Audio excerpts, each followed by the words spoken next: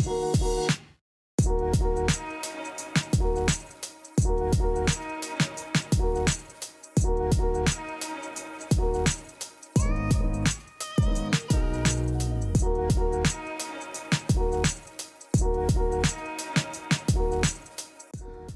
everybody, before we get into this next episode, I just wanted to say a few words about our sponsor. We are absolutely delighted to have this episode sponsored by sportingbounce.com. This is a trusted directory connecting you with qualified and in-training sports psychologists across the UK and Ireland. So if you're looking to improve performance, boost confidence, manage pressure or support well-being in sport, you'll find the right professional there. You can search by location, sport or specialism and even choose between face-to-face or online sessions. Really importantly, every psychologist listed is verified and working to recognise professional standards, so you know you're in good hands. Take the next step with your sporting success. Visit sportingbounce.com and connect with sports psychologists who can help you unlock your full potential.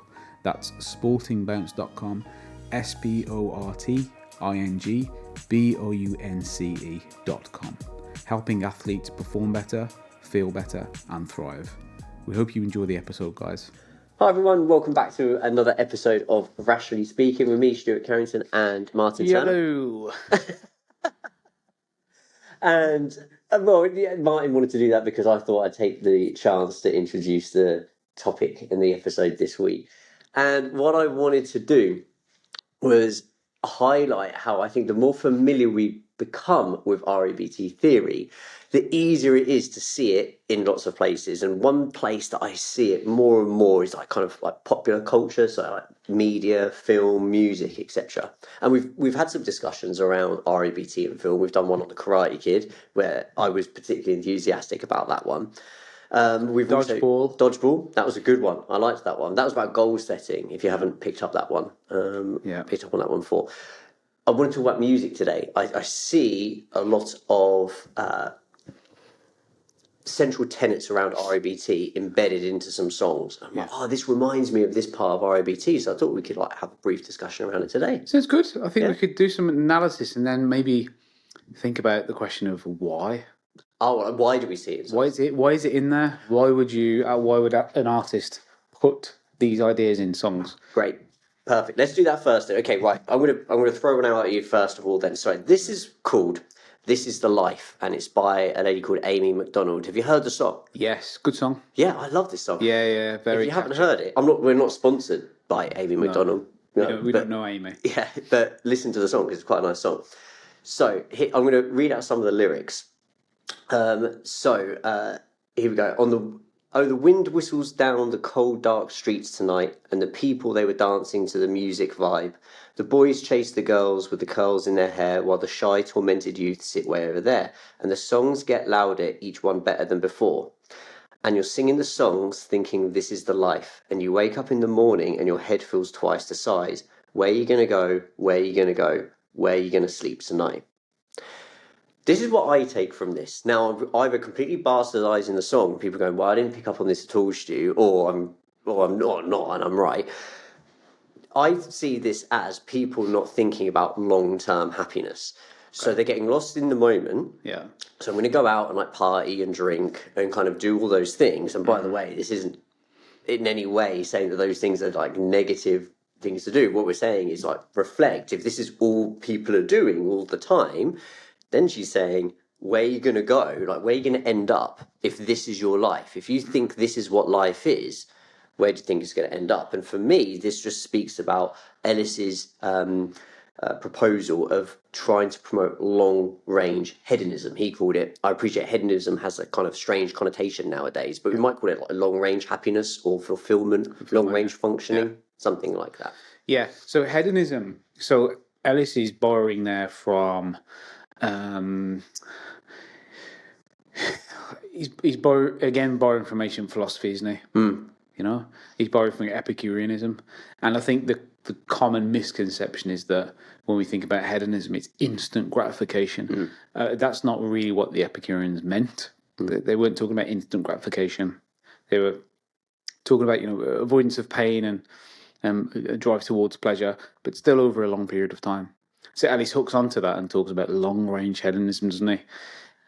What is your concept of the importance of long-range hedonism? Why would that even be a thing that Ellis would think is important to put inside of psychotherapy? So that's a good question. So how I kind of think about this is that REBT tries to fortify, is a word we use quite a lot, maybe prepare us for reality. You use this, is this consistent with reality? So if we are going to live our lives as if we're not going to go and reach 80 years old, is that consistent with reality? Now, of course, we may not live to 80 years old. That's a possibility. But the likelihood, if we're thinking logically, is that our lives are going to be X amount of years. And thus, we should prepare accordingly and live our lives accordingly to the best way that's going to help us have happiness for the longest period of time. And what kinds of things would people do to make that happen? What kinds of things are we thinking about when you think about planning for long-term hedonism? What's in that having meaningful basket of behaviours? Having meaningful relationships with people, being authentic to ourselves, being a good person. When we say good person, we mean acting in a way that we feel is morally right. So virtuous. Virtuous, yeah. Yeah. Okay. How about you?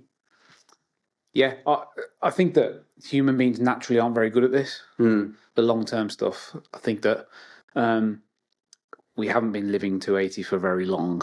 You know what I mean? Like in the grand scheme of the history of our species, you know, it's a luxury to be able to think in that way, but it's not a natural thing that we do. I think that's why we do get snagged by short-term hedonism, and we have sometimes short-term goals, and we do drive towards short-term pleasure quite significantly. Probably a biological basis for that. As well. I think so, and it's. I think it's quite difficult to get people to think in this way, and for us to think in this way. So, one of the reasons this would be part of the therapy is partly because of what you said around the importance of it, but also partly because it's actually quite difficult to do. So can we put some structure and scaffold around it to help people to understand and learn this? But in REBT, long-range hedonism, the journey to long-range hedonism is through these kind of REBT mechanisms of rationality, through the endorsement and strive towards healthy emotional expression. The idea is that if you can try to be more rational than irrational, and if you try to experience emotion in a healthy rather than unhealthy way, it will serve long-term hedonism rather than the kind of extremeness and rigidness of irrationality and the kind of unhealthy, severe nature of unhealthy maladaptive emotions that might be good for kind of short-term hedonism. You know, things like catharsis. Yeah. You know, the expression of anger and aggression, an instant thing, but doesn't really serve you in the long term. So it's long-range hedonism is kind of part of the rationality piece to an extent, and part of the binary theory of emotional distress, to experience healthy negative emotions rather than unhealthy negative emotions. So all of these things are sort of related. You know, they don't sit outside of it, do they? So if we have, for instance, you mentioned that like catharsis. If I react in a very angry way because I must not experience X, and it would be awful if I did, or I couldn't stand it if I did, then that might harm the relationships that I have with people. Yeah. And consequently, in the moment, that might feel good to kind of, you know, just lash out. Yeah. But long term, that's not going to help me. No. Okay. No, partly for two reasons, really. You know, if you damage relationships, and that becomes a pattern, then you're going to end up lonely or in dysfunctional relationships, which can be very depressing for people. But also, secondly, because all catharsis does is feed the emotion and make it more likely that it happens again, and then it's more intense. You're rewarding the emotion in some ways. I think this is the feeling better, getting better thing almost as well. So I just want to feel better in the moment rather than actually regulate this emotion autonomously in the long term. That's an interesting way. Yeah. Okay. So for me, that's the aspect of REBT, that particular song, like it's kind of speaking to. It's about, this might feel good, and then she almost mentions this, but it might feel good in the moment, but then that line, you wake up in the morning and your head feels twice the size. Yeah. She's referring to a hangover there, but I think kind of in a more abstract way, we could consider that to be, this is problematic, this is unpleasant. Well, Ellis basically says this. Okay. He actually uses this analogy. I can't remember which book this is in, but he says that it's great to live for the moment and not think about tomorrow morning, but you will wake up in the morning and you'll have to deal with what you did last night. Yeah. So that does speak to, if not long range hedonism, just thinking in a temporal way, just thinking in a way that about the future you and not the you of now. It's what is the future you going to be like, and how do your decisions now affect that future you? I think that is, it relies on some sort of metacognition, which I think again is quite difficult for us to do. Absolutely. Quite cognitively taxing to think, okay, can I envision a future me and how they will be if I make this decision versus that decision? And the allure of the decision that gives you instant gratification. Yeah. So REBT, or one aspect of REBT, I guess we can kind of conclude there, is that it's not about instant gratification, and actually sometimes it says we shouldn't be tempted so much by this, because we do need to think about, like you said, temporally, what benefits might this have for me in the long term. That's it. So one of the beliefs that's going to help us to do that is high frustration tolerance. To tolerate the discomfort and the frustration of not having the thing now. Yeah. And to push back that gratification. Okay. To say, if I don't have the thing now, then I will be rewarded in the future over the longer period of time. You think about saving money, spending on that thing that you really want, versus saving the money for a future thing. Yeah. That people find it hard to save. We have to institutionalize saving, to help people to do it. There is a tendency to want to get rid of the money. Obviously not everybody's like this, but there is definitely a human tendency to do that. Or else we wouldn't need to structure and guide savings. You know what I mean? So your ability to tolerate discomfort and frustration, and that's gonna lead to you being able to experience that long-term hedonism. Wonderful. Yeah. I'm going to move on to another one. Let's keep it moving. Yeah, let's move on to another banger. Another What? Look. Is that what the kids say? It is what the kids say. I think that's what the kids say. As we've established earlier, I'm quite old. Okay, I'm going to move on to the next one. So this one is The Police, and it's I Can't Stand Losing You. I used this in 2014 in Vegas. No way. Yeah, when I was on tour.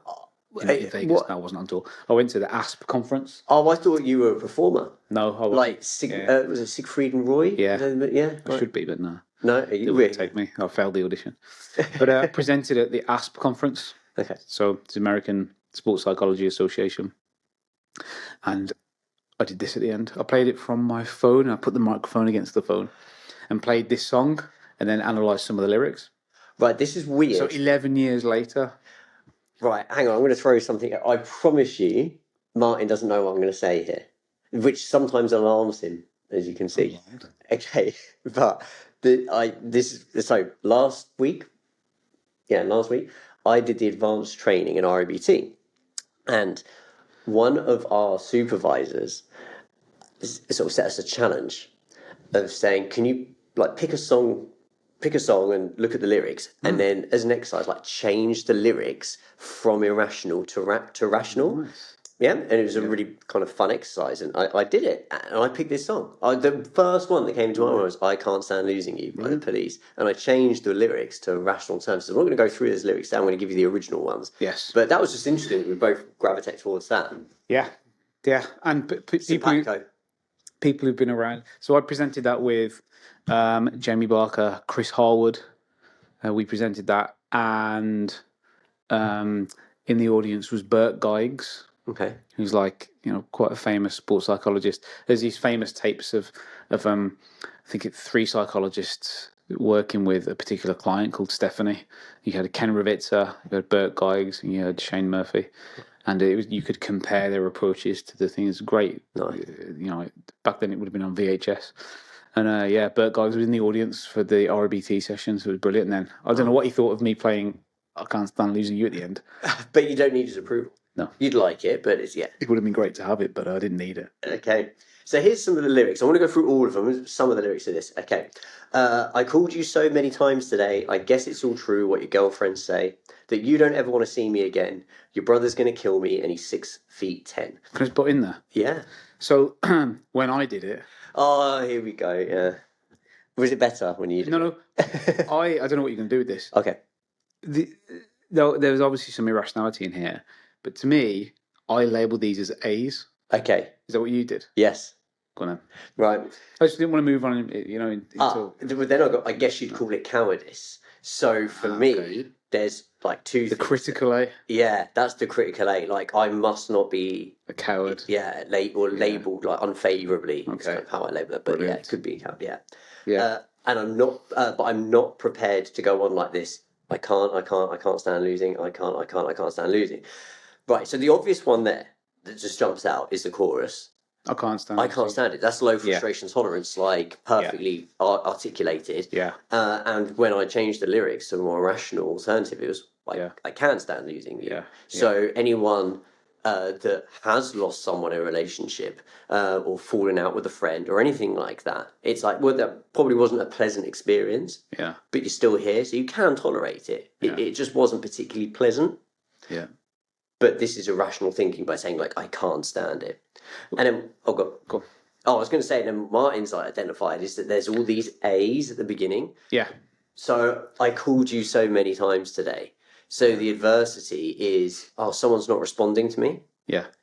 So what does that reveal about that person's beliefs? So there's two things there then. One is these are, as you said there, these are a cascade of A's. Right. So we'll go through them in a second because I think it's interesting to do it. Because some of them are inferential. Okay. The other thing is my intolerance of losing you encouraging me to keep calling you? So, in other words, my behaviour in relation to this B is exacerbating the A, which is reactivating the B that I can't stand it, and then it encourages my more obsessive behaviour to keep calling you. So you've got this feedback loop happening that you often see with intolerance behaviour. Right. You know? It's kind of, well, I can't stand this. So you keep trying the same thing, and it gets worse and worse and worse as you go around that positive feedback loop. Right. This is intolerable. Yeah. Therefore, I must do everything I can to avoid this situation. Make sure it happens. That is so intolerable. Make sure it doesn't happen. Yeah. So I'm going to keep calling you. Yeah. She keeps ignoring his phone call. More A's. More A's, which leads to more C's. Stronger B's. Yeah, and strong. Yeah, reinforces the. Yeah. Yeah, wonderful way of putting it. Yeah. And you mentioned inferential. So if you go through some of these A's. Okay. So I called you so many times today. Okay, so that's could be an objective, concrete A. Yeah. Okay. I guess it's all true what your girlfriends say. That's your inferential one, right? Yeah. We don't know it. We don't.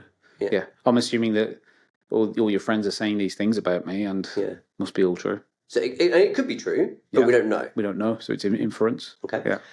That you don't ever want to see me again. Inference. And your boyfriend, your brother's going to kill me, and he's 6'10". Yeah. Yeah. So essentially, her friends are telling him this to make him stop calling her. Yeah. You know, and these are all A's. These are all inferences. It could be things that actually happened. So, for example, some approaches you might start challenging this. Is he actually going to kill you? Instead, we would say, we'll assume this is true. Right. This is what I wanted to jump out on this when we talk about inferential A's. In REBT, we would assume that the inference is true, if it could be true. Yes. So we don't know, as a practitioner sometimes, whether what the client is saying is true or not. No. An example I often give here is an athlete might say, my coach doesn't like me. Now, some people might go into like kind of fortune telling a little bit there, or rationalizing. So, well, maybe they just have time to speak to you today. Or I'm sure they do like you. It's just that they were busy. I don't know, something like that. I call it bullshit and excuses. There you go. You start making things up. Yeah, making excuses. And that is to make the client feel better. And this is where the motivation via emotion comes in. Martin feels shitty about this. oh, Martin, like, I'm sure that's not the case. I'm sure they really like you. Oh, maybe the girls, she couldn't answer the phone because she was in meetings all day and she's just really busy. So I'm And sure the reason you might do that, it goes back to the earlier song, because the instant gratification. It's instantly gratifying for me as a practitioner to see you feel better. There you go. So I'll take the low-hanging fruit. But tomorrow morning, my head's going to feel twice the size. I might be burdened by that because I'm like, I didn't actually help you there. Didn't actually help it, yeah. Okay, great. So I think there's, well, I mean, anything more you want to add on this? So I know you could, because you could talk about what you presented about, which I didn't know. No. So yeah, it's just these. What Sting is giving us here is a load of A's. He's giving us some C's in there as well. Some hint to some C's, but the C's come in a little bit. Yeah. But these are mainly A's. Yeah. These could be concrete A's, could be inferential A's. Well, they are some of them inferential A's. But then I think we land at a potential critical A in the end of that verse, don't we? Absolutely. When Sting says what? But I'm not prepared to go on like this. Or I guess you'd call it cowardice. Yeah. Yeah. I think that to me would be where I'd go to sort of critical A. It's not that, it might not necessarily be that you're rejecting me or you're disapproving of me. It might more speak to I'm a coward. That might be the thing I'm really, really activated by, the idea that I'm some sort of coward. Yeah. So I guess from a therapeutic point of view, if someone was saying, "Oh, I'm really frustrated because I called this girl that that I'm interested in so many times, she keeps ignoring me, etc., etc." Excuse me. We might say, as a therapist, like, "Okay, so what's the problem with that?" But to me, in this song, it's ego. Oh, right. Okay. That's why I think the cowardice thing is important. Yeah. So I'm not concerned about losing you because I really want to keep you. I'm concerned about losing you because it means I've lost something, and that's damaging to my ego, my worth. Ego. Yeah. We come back to self-acceptance again, don't we? That's my read on it, but we can continue and see if it changes. I've got one more, and do you know, a little part of me is just saying, "Oh, Martin would have thought of this," but I just wonder if you did. Did you go through the whole song? I did. Okay. Without going through every part of it, there's a part right at the end. It's the last verse, and he threatens. I think it's a threat to his girlfriend or ex-girlfriend, saying that he'll kill himself if she doesn't take him back. And he says, "And all this guilt will be on your head." And then, interestingly, you said there about the critical A, about ego. He says, "I guess you'd call it suicide, but I'm too full to swallow my pride." Yeah. So it's like if I were to swallow my pride, that would be accepting that I'm not perfect or I'm not great. So that would be a threat to my ego, which we mentioned in the Edis paper discussion previously about ego-induced anxieties. Yeah. For me, though, here, when it says, "And all this guilt will be on your head," this is where the socialization of A to C. A to C, yeah. He's trying to say to her, this is my read on this, "Oh, this bad thing's going to happen, and that's going to make you feel guilty. So now you've got to do this, yeah. Whereas that's not the reality." And I hope it does make you feel guilty, because I hope that your belief is that this is all my fault, and I shouldn't have treated him the way I treated him, and isn't it terrible what he's done to himself? And so your guilt is driven by what you should have done and you didn't do. He's hoping that she believes that. That because it gives him leverage. Not only is he doing A to C, but he's also hoping she has some B's that he can sort of predict. Should we go through what's verse 2? Verse 2 is... I see you've sent my letters back and my LP records, and they're all scratched. Yeah, I can't see the point in another day when no one listens to a word I say. You can call it a lack of confidence, but to carry on living doesn't make no sense. So he's suggesting some C's here. He's suggestive that he's really quite depressed about this, and he's considering that his existence might not be necessary anymore. So we have a worth thing there. Yeah, but we have some C's. Okay. C's around suicidal ideation, around depression. This isn't captured by the lyrics, but the song is certainly an angry song. Instrumentally, it's not a softly song. It's not a depressing chord structure. This is quite an angry song. You know, there's like stabbing guitar Yeah, patterns. So to me, there's anger in there, but it doesn't necessarily capture it lyrically. But that's interesting because when we think about low frustration tolerance, it is often associated with anger. I think the work of Harrington, which is like the better Carrington. well, I see it as like just one below. One below. Okay, Yeah. see what you mean. This idea that if you're intolerant, then that might be kind of associated more with anger. So the song to me feels like anger, but the lyrics are more suggestive of being depressed. Right. Yeah. Wonderful. Yeah. Don't you think that's strange that we both picked up on that song?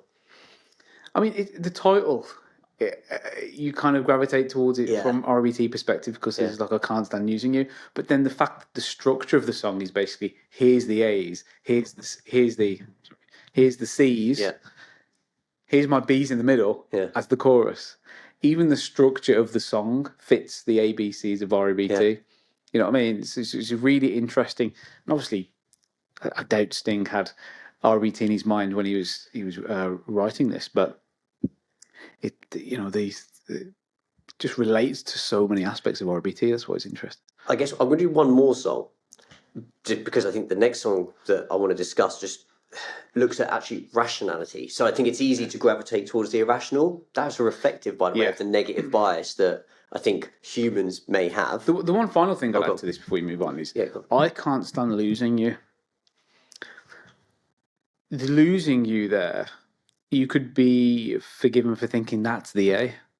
Right. Because often that's the structure, isn't it? Of what can't you stand? The A happening. Okay. But I don't think losing you is the critical A. I do think it's the ego. I think it's the ego thing. I don't think it's the reason I can't stand losing you is I can't stand to be seen in this way.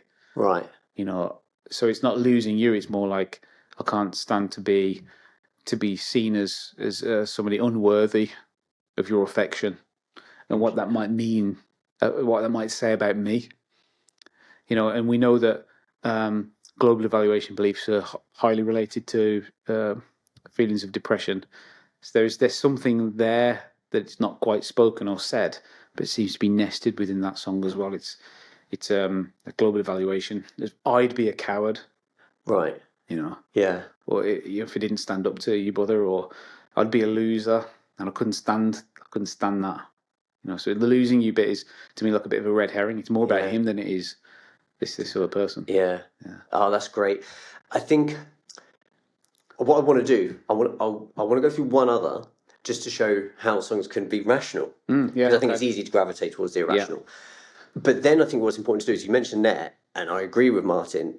Like Sting wasn't like, oh yeah, I've just heard about Albert Ellis and I'm going to write a song that looks at ABCs. I don't think Amy Macdonald was thinking about long range hedonism per se. Unlikely. In that sense. Although she probably was, but she wouldn't fret. You see what I mean? Yeah. She was probably thinking this isn't going to do you any good. But I don't know. Like Sting is trying to evoke an emotion. Yeah. And I believe the emotion being evoked is anger. So it's interesting that he chose the chorus lyrics to be a belief that's associated with anger. Now, he's doing that for a reason. He's trying, and he's putting the song structure together in a way, and he's putting the instruments together in a way that evokes that emotion. Yeah. You see what I mean? Oh God, yeah. But let's circle back round to that in the sense of if these artists aren't explicitly referring to REBT, then how come it's so aligned? Yes. We're going to come back to that. So my last song, look, this is how well I know this song. If I click this, it says, oh, something's gone wrong with this page. And I won't have time to bring it back up. But I can just tell you the lyrics verbatim anyway, because I love it so much. So this is Johnny Cash. Johnny Cash is like one of my favourite singers ever. And the song is, I don't like it, but I guess things happen that way. And the first verse, and there's only a few, it's kind of repetitive. The first verse says, you'll ask me if I will forget my baby. I don't know, I can't say. I don't like it, but I guess things happen that way. Right. You'll ask me if I'll miss her kisses. I guess I will every day. I don't like it, but I guess things happen that way. Repeat for a few times and with some slight variation. Classic country song. Classic country song.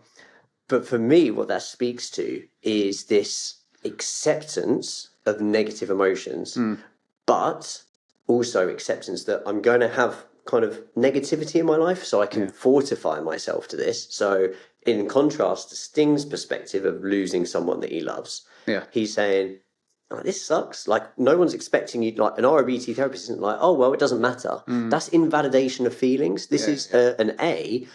And I think it's a misconception in REBT that we say, oh, but it's all on you. It's all on your beliefs and the A's don't matter. That's not the case at all. And what Johnny Cash is doing is he's validating the A of, I don't like this. This is kind of a shitty feeling. But I guess this happens. This is part of the human experience. And there might be times where I think about this person or I feel sad about this event. And that's okay. And I can accept that those emotions are going to be there. Yeah. And I guess things happen that way. Yeah. Yeah. Anything to add there, Martin? Yeah, I suppose we've talked about this before, but you could construe that as passive, couldn't you? But actually, what he's doing is acknowledging the reality. Yeah, it's not a passive acceptance. You know, although it comes off like that. But the verbiage, kind of, is more about active acceptance. That's how I read it, anyway. I see it as active acceptance. I don't see it as just like, oh well, like I'll just kind of wallow in my sorrow. It's actually more active than that. It's okay, I don't like it. I can acknowledge this negative emotion, but it doesn't have to be unhealthy. I don't have to threaten to kill myself. Yeah, and the reason that's important is because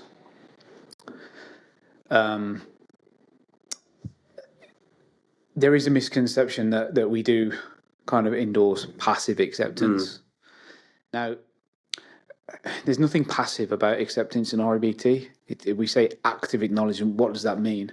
It means that I'm standing up to the fact, or I'm admitting the fact that this has happened. It doesn't mean it's okay or that I like it. I deeply care about this, but I can still actively acknowledge and explicitly acknowledge that this is now the case. This is the new reality. And that's important because helping people to move on. If you don't actively acknowledge, then you're still stuck in unreality in some ways. You're in a place where you haven't really acknowledged that there is a new reality, that something's changed. So how can you really then confront the new reality and move on properly? And, we obviously can help people to do that. The other thing is around passive acceptance is you can only really do that if you didn't really care in the first place. And that's not really, that's not really who we tend to be working with. Something's happened that they deeply care about and they're struggling to deal with what's happened. So our solution, or part of the solution, is to encourage them to properly state and acknowledge and articulate what has happened in all the intricate details that we would do when we're assessing A, and then to figure out how we move on with the new reality. Rather than somebody say, oh, this happened, but I don't really care about it, so just moved on. That's just passive. That means they didn't care about it in the first place.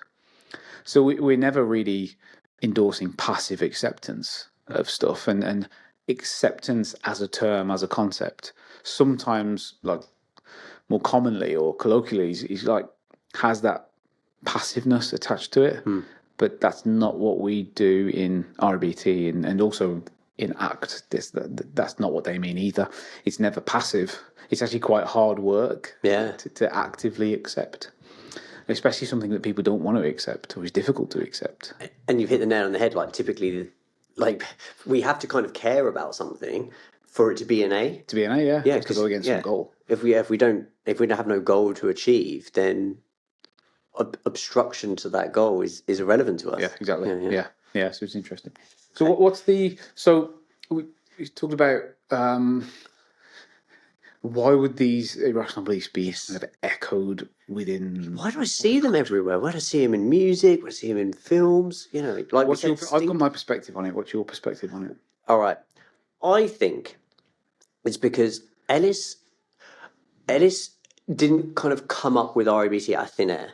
This was an iterative process that has been like harvested from looking at readings and teachings from ancient Stoics, from thinkers like throughout time. So it's intuitive because it's there.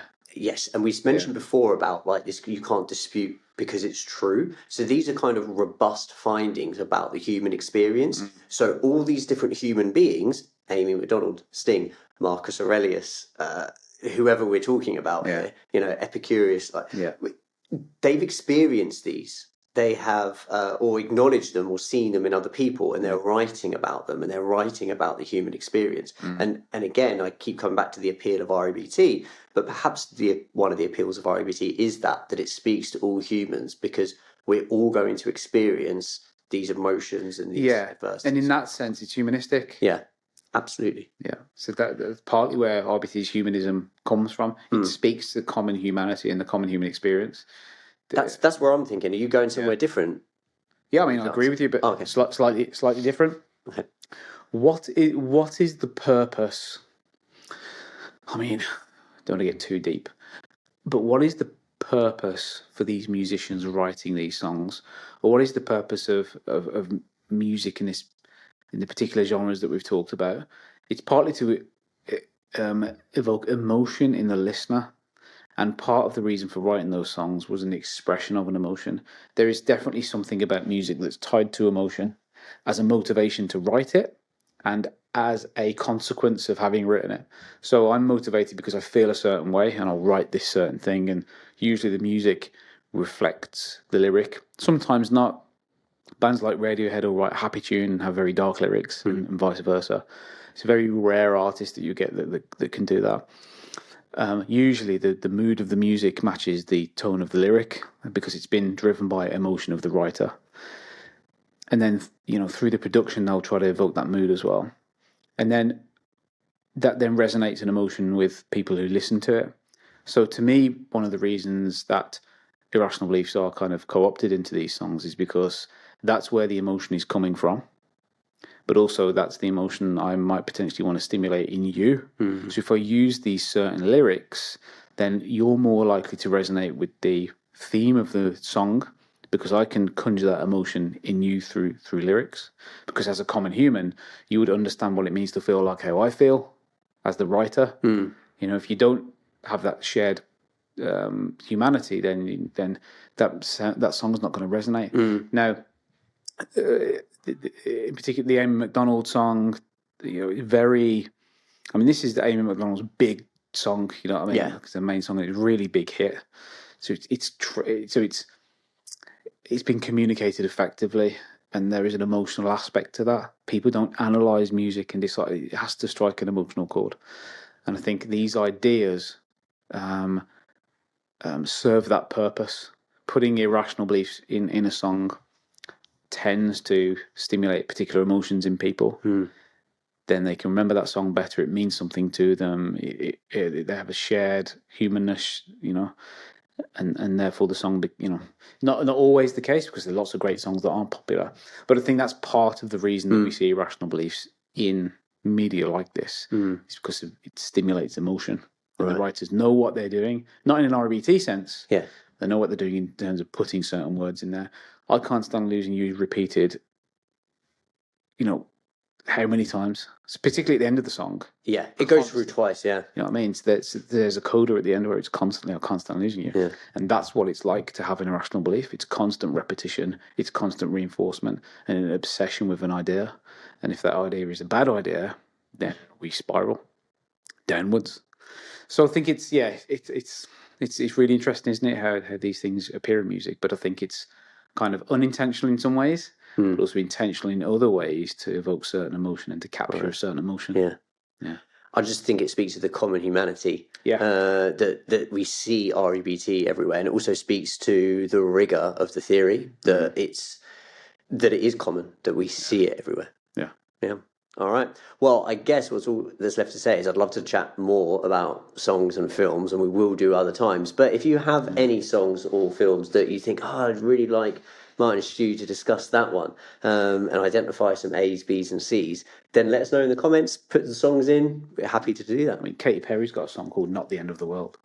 There you go. I don't know the lyrics to it fully, but You're a massive Katy Perry fan. I'm a huge Katy Perry fan. So if you're out there, Katy, you want to reach out and come, you want to come on the podcast. Maybe Sting? Is Sting, Sting? knocking around? Yeah. Knocking about? Maybe Amy Macdonald will listen to this and go, I was actually thinking about Ellis's concept of long-range hedonism. Yeah, imagine that. That'd be pretty amazing. That's the case, Amy. Reach out. We'd love to hear from Yeah. you. Yeah. And if you're on YouTube, like and subscribe. We're fishing now.